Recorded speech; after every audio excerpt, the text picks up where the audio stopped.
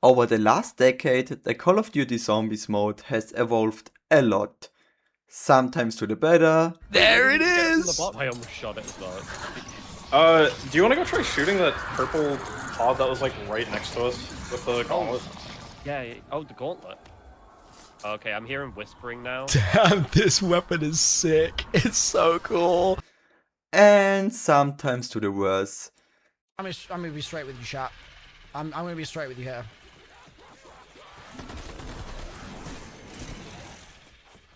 Just don't buy the game yet. Just don't buy the game yet. We went from arguably the best zombies game ever, that being BO3, to miserable lows, yes, I'm looking at you, Vanguard, to maybe an unrecoverable state the game is in right now. Everyone who played BO7 as a game, Ashes of the Damned and the D-Stack has, while criticizing the obvious mistakes and fuck-ups, still a lot of good things to say about it. And the release of the Astra Malorum trailer did well in upholding the overall excitement of the player base. Wait, what in the name of... What is this? Holy...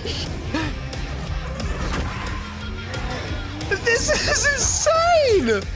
Wait, what?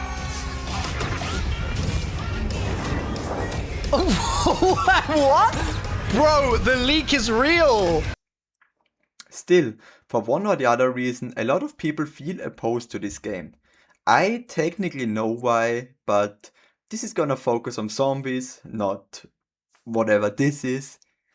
And I suppose it has a lot to do with the modern zombies concept. You know, things like weapon rarity, armor, salvage, stuff like that. While the cursed mode tries to counteract some of those new features, like the old point system being back, no minimap, no guides telling you what to do, or starting with a pistol, and features like 4 perk limit, for example, which you can activate via relics you can unlock in cursed mode, they still doubled down on the rarity and armor feature, including the new ultra weapon rarity and the gold armor system. So I decided to go back and dig up the history and first time appearances of the features that are considered modern zombies nowadays. If I had designed this, it would have sucked and not blown. I chose the features we are going to talk about as follows. I launched Black Ops 7, played a game and noted everything that was either completely new compared to Black Ops 3, which is the last frag game that follows the more classic system, at least in my opinion, that's why I chose it, or was altered and twisted in a way where it is arguably different from the classic format. And actually, you don't even need to start a game. Even in the pre-game lobby there are a few features that differ from the classic zombies experience.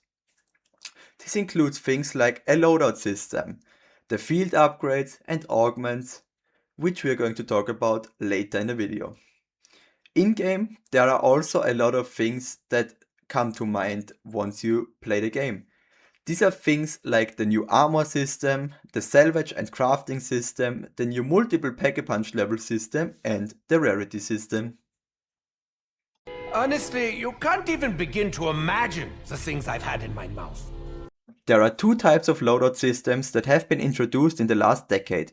The first one is the BO4 version. Back then, it was possible to pick your starting weapon, but there was only a very limited choice of weapons. It was mainly about 4 different pistols, 1 singular SMG as well as a shotgun. It is worth to mention that you could actually equip attachments and combos to these weapons and it would be present on your starting weapon.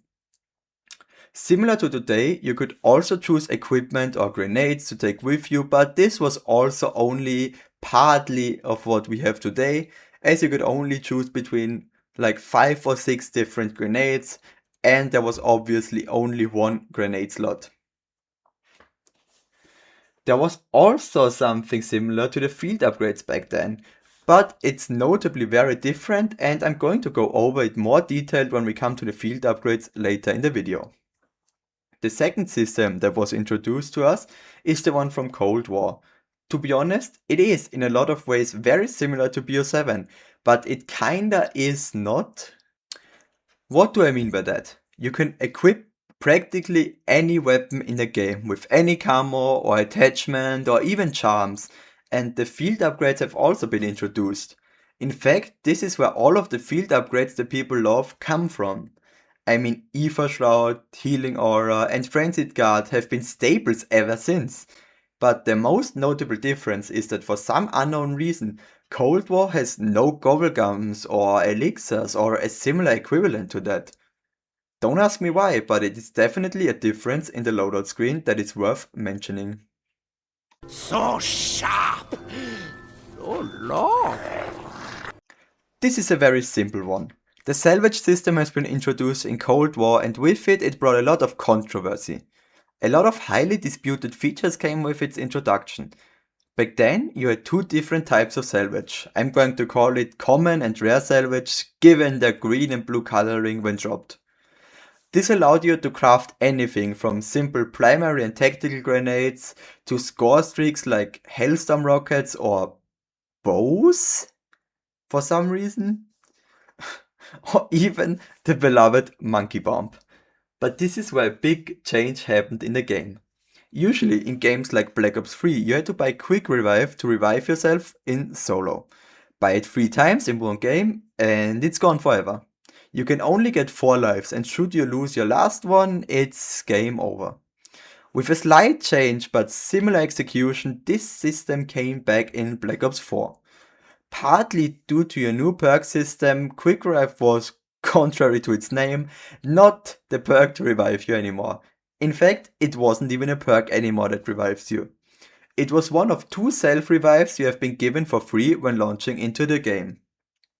It's worth mentioning that there are simple talismans in the game or side Easter eggs on the maps itself, which allow you to maybe get 1 or 2 more self-revives, but once you used all of them, you have none left and will simply just die the next time you die and can't revive yourself. And Cold War somewhat ran with the same system. Every time you died, you need to craft a new self-revive kit. But for some reason, Treyarch allowed you to craft infinite of those kits, practically making it impossible to die as long as you don't run out of salvage. I personally don't quite get this change, but it's worth mentioning that later on in the development cycle, especially coming Black Ops 6 and 7, they changed it back to the kinda old school system where you could only get 3 of them, and when you used up all of them, it's over. That being said, salvage is also used for With this, the doctor can go a very long time. Does that turn you on? weapon rarity is truly a feature like no other. In the older games, you could only increase your damage by pack-a-punching your weapon. To, at least that's my guess, try and make normal weapons more viable for high rounds or Easter egg completions, they introduced this system.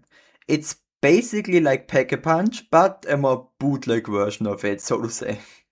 To increase your rarity means to increase your damage. The higher the rarity, the higher the damage output. And don't get me wrong, they definitely had success with what they were doing. A legendary weapon early in the rounds definitely feels very strong. Especially when you pack-a-punch it. But even this damage modifier flattens out over time and makes weapons practically unusable as you climb well into the 100s and beyond. This makes even less sense when you consider that a pack-a-punched ray gun increases its damage in Cold War. Back in Black Ops 2, for example, when you pack-a-punch the ray gun, it increases its ammo count, but it decreases its damage. This was likely done to kinda balance out wonder weapons a bit. Not so in Cold War though. By the way, Cold War is also the game where they introduced ammo boxes. Depending on your pack-a-punch level, the price for ammo increases. And yes, for some reason, you can buy ammo for your wonder weapons. So for every buff they gave normal weapons, they gave something similar to wonder weapons, which in reality circles back to how it was before, just with some extra steps, which makes the whole process, in my opinion, a bit obsolete because, Let's be honest, you're never really going to use your weapon anyway if you're not camo grinding. Or if it's not the grenade launcher, because the grenade launcher in Cold War, in combination with the Shatterblast alternative ammo type, was insanely broken. But that's about anything you would actually do with normal weapons, because there's no reasons not to use the Wonder Weapon. Yeah, this makes the big hole. I like big holes. This one is gonna be very short and sweet. Truthfully, there's not a lot to say about this one. It was technically possible to do this in Black Ops 2 as well, but back then it just added and shuffled some attachments on your weapon, which didn't really improve your damage or anything further than it was already done with the first Pack-a-Punch level. Now you might think, what about Black Ops 3? And well, yes, actually. This is 100% correct. In Black Ops 3, when you punched your weapon multiple times, it not only added a random AAT to your weapon and further down the line shuffled it depending on how much you pack-a-punched your weapon, it technically also increased your damage even further. I am not sure on the exact numbers or times you can do this, but I know that after some time it lowers the price as it only changes your AAT should you pack-a-punch again. But the more modern system with the Pack-a-Punch level 1, 2 and 3 was obviously, like almost everything else, introduced in Cold War, where level 1 costed you 5,000 points, level 2 15,000 points and level 3 30,000 points. It's so slippery and wet and joyful, just like you, Nikolai. Augments are a very interesting topic in my opinion. A lot of people might say, well, it's probably Cold War again, and you are technically correct in assuming this. The most accurate rendition of this, besides Black Ops 6 of course, but that's basically the same game as Black Ops 7, so we're not going to count this one, is in reality Cold War. If I remember correctly, it worked as follows. Every 5 rounds you complete might not have started from round 1, might have started from round 10 or 15 onwards. I'm not 100% sure about that one. You get a certain level of gem. The higher in rounds you are, the better the gems you get. Same with exfilling. The higher a round you exfil, the better the reward. There were 5 tiers of upgrades, and the higher the tier, the more/better gems you need. With them, you could upgrade your weapon classes, field upgrades, perks, and ammo mods. Giving bonuses like every SMG deals X% more critical damage, or every shotgun can equip X more attachments. And in my opinion, this is already very interesting, but I wanna talk about 2 other games that introduce features I can't help but think influence the augment system. Black Ops 4 had this interesting mechanic where you had to equip 4 perks in your loadout. The 4 perks you equipped are the only ones you can use/buy in-game. But there's also a so-called modifier perk slot. This works as follows. As soon as all 4 perks are active at the same time, the modifier slot will have a golden border around the perk icon, giving, depending on the perk in the slot, extra bonuses or abilities to the player. Some of them are actually very interesting and at times very strong, and I think it's worth considering that this system helped shape the way Zombies is today. I mean, they turned a whole perk from Black Ops 4 into an augment later down the line. Okay, look, I know this last one is going to be weird and truthfully it might be a stretch, but listen to me before you judge. In Vanguard Zombies, there was actually a very unique system I want to talk about. It might not necessarily be related to augments, but I don't know where else to put this. When you played Vanguard Zombies, there was actually the option to earn these hearts. I'm not sure how exactly you earn them, I think it's just about completing rounds and then you randomly give them. It was possible to sacrifice the hearts to gain some bonuses for your game.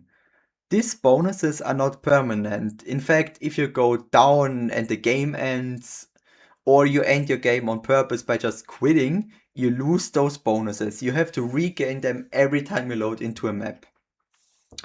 I just think it's very interesting to think and talk about because some of them acted like an alternative ammo type, for example, with things like brain rot or cryo freeze coming back.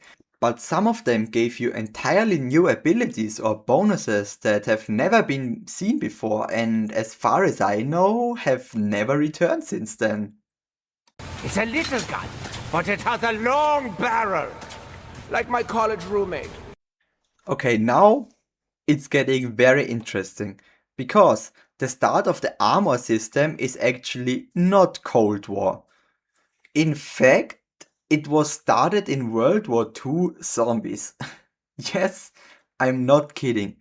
For some reason back then, the developers decided to leave Chuck out of the game completely. And to replace Chuck, they had this new weird armor system in place. And it worked as follows. Once your health bar is empty, the next hit would usually down you. But not so if you had armor. See, if your health reached 0, every hit you took actually removed one armor plate of your character. You could only go down after losing all your armor plates and getting hit again afterwards. This basically gave you 3 extra hits you could take every time as long as your armor was full. And every time you had none left, you just rebought them. This is technically how and where the armor system was started, although it functioned very differently from today. And a more similar version to that, what we know from BO6 and BO7, was introduced in Cold War. Once again, it's Cold War. To keep it short, you could spend your salvage on armor.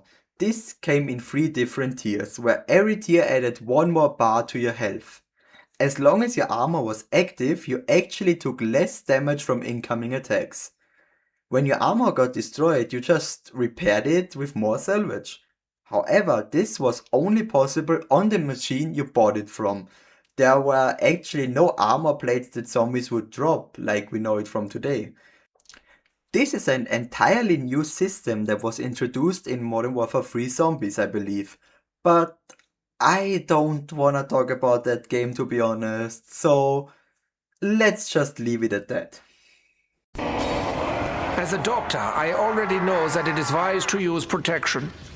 And last but not least, we are going to talk about field upgrades. The predecessor of field upgrades was actually introduced in World War II Zombies as well. These were little abilities you had to charge, and once they were ready, you could actually use them at any time.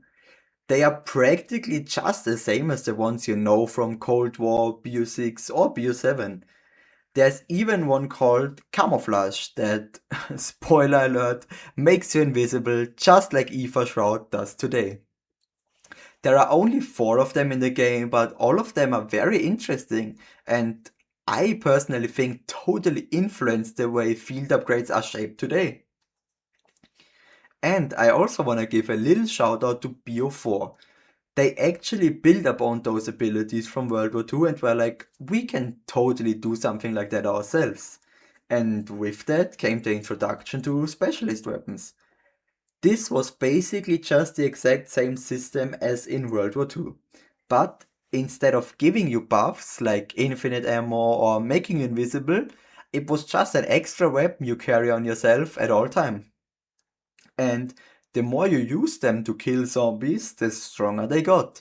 You could level them up to level 3 and every time you did so, you gained a new ability. From making yourself invisible to calling down a lightning strike to a fucking tactical nuke, there was actually something for everyone. And I think we don't give BO4 enough credit for the innovation it tried to implement early on.